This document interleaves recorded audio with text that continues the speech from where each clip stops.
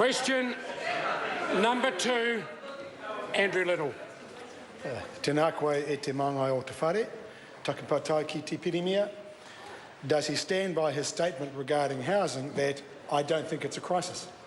The Right Honourable Prime Minister. Yes, I am concerned about rising house prices. It's certainly one of our biggest challenges, and that's why the government has a comprehensive plan to deal with it.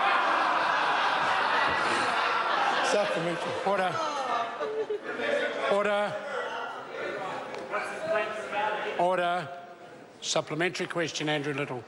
Does he think the Auckland housing market is under control? The Right Honourable Prime Minister. Well, that's a sort of subjective comment, but Mr Speaker, certainly there's a record amount of construction taking place in Auckland. I think the Auckland Council is working constructively with the government, and the Auckland Council certainly look to be very supportive of the announcements that the government made on Sunday. What about action? He tapai pateri. Ko te tahi atu patai. Given only 9,400 new houses have been consented in Auckland this year, and Bill English says only 5% of new builds are affordable, does that mean less than 500 affordable houses will be built in Auckland this year? The Right Honourable Prime Minister. Speaker, no. Well, what is the number? Supplementary. Order. What's the number?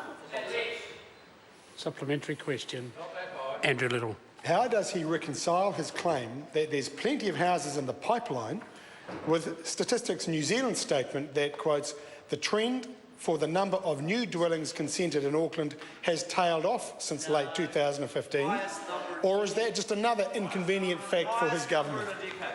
Mr Speaker, Right Honourable Prime Minister. consenting for new houses in Auckland is at the highest for a decade. The government can see in the great number of special housing areas in Auckland how many have infrastructure works on them. All of the both feedback, official and others, that we get from Auckland Council is that they're continuing to process those consents at a very fast rate. And, Mr Speaker, I have no doubt both the national policy statement, potentially the implementation of urban development authorities, and the $1 billion fund announced in the weekend, all part of the government's comprehensive plan, will see more houses built. Order. Supplementary question, Andrew Little.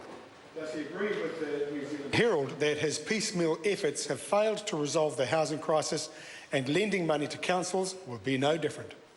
The Right Honourable Prime Minister. Mr Speaker, no. Supplementary question. Order. Order. Mr Twyford. Order.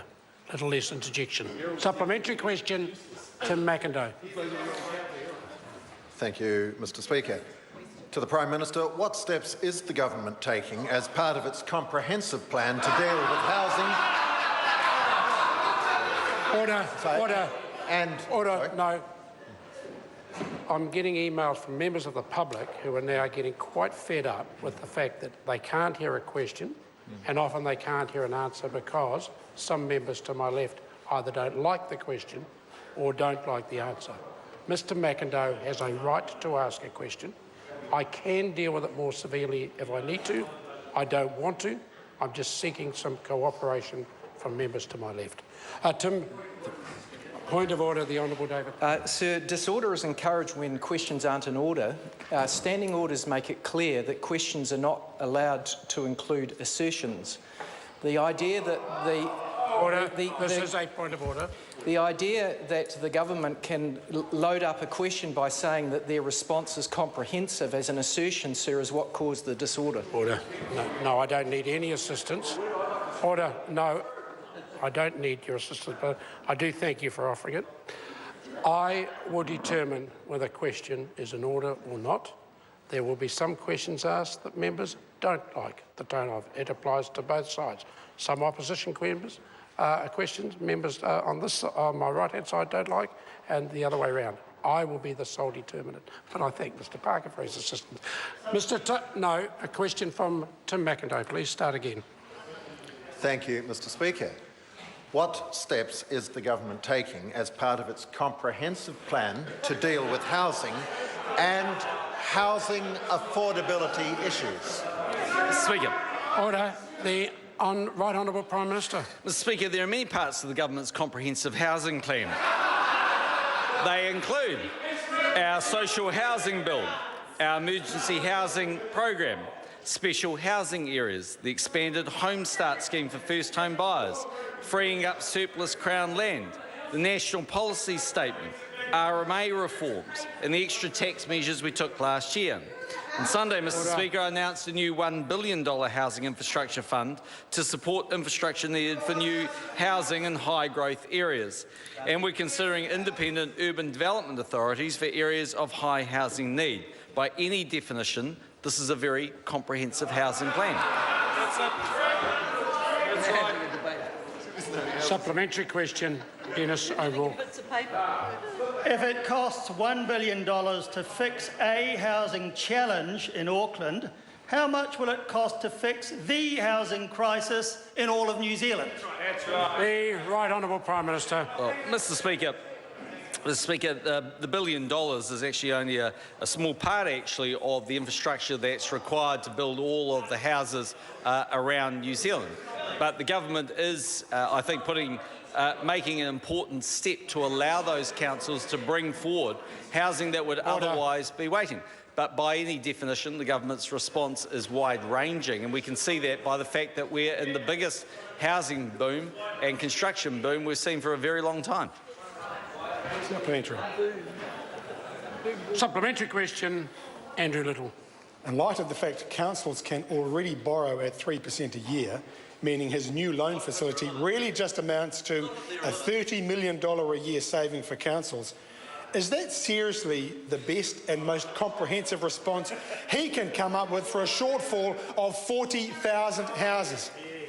The Right Honourable Prime Minister. Speaker, the issue isn't the interest rates that the councils might be able to borrow at. The issue is whether the councils run into the debt ceiling. The advantages of the fund are that they don't go onto the balance sheet of the councils until they're in a point actually to have the cash up front. The fact that the member doesn't understand the way that the balance sheets of a council is made up would come as no surprise to members on this side of the House, but he really should learn some basic economics. Order. Order.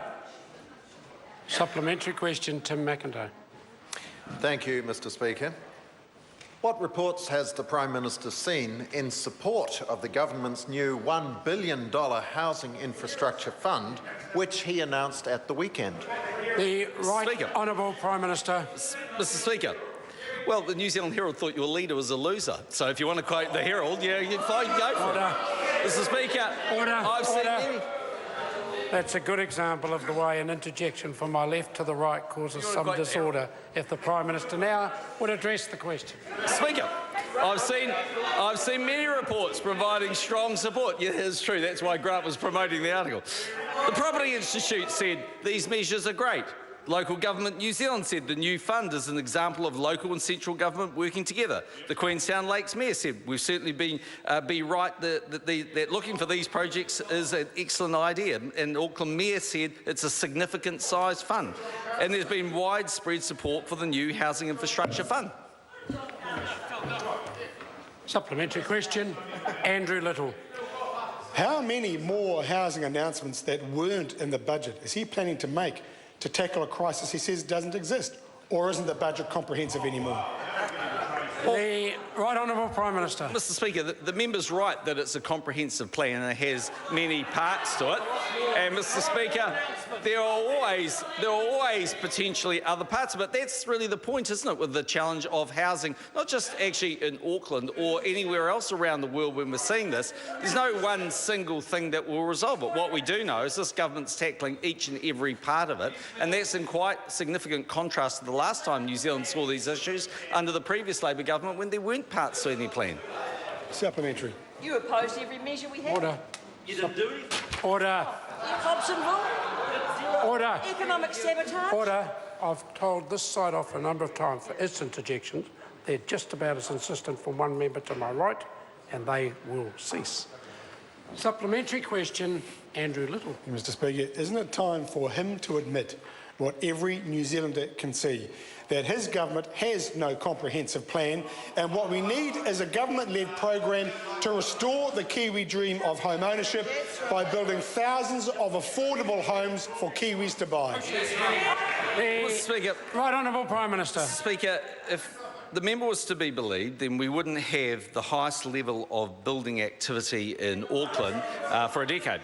If the member was to be believed, we wouldn't have 24,000 extra people working in the construction sector in Auckland alone. Speaker, if the member was to be believed, the special housing areas that have been released by the government in Auckland wouldn't be being built. Speaker, if the member was to be believed, the Auckland Council would be rejecting the $1 billion infrastructure fund that the government announced in the weekend. In fact, it's quite the opposite. If the member was to be believed, then the tax implications or tax changes that we announced last year wouldn't have had some impact on the market. If the member was to be believed, then the Crown land that we released wouldn't be about to be built on. The facts of life is that the housing market is a lagging indicator, but it's certainly ramping up supply.